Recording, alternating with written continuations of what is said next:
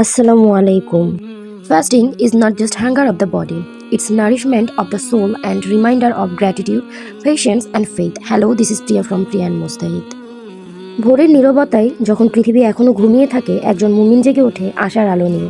রোজা শুধু ক্ষুধা আর তৃষ্ণা সহ্য করার নাম নয়, এটি আত্মার এক পবিত্র সফর। রোজা আমাদের শেখায় ধৈর্য, অল্পতে কৃতজ্ঞ থাকতে শেখায়, আর অন্যের কষ্ট অনুভব করতে শেখায়। দিনের প্রতিটি ক্ষণ সংযমে ইবাদতে পরিণত হয়, প্রতিটি দোয়া হৃদয়কে শান্তির আরও কাছে নিয়ে যায়।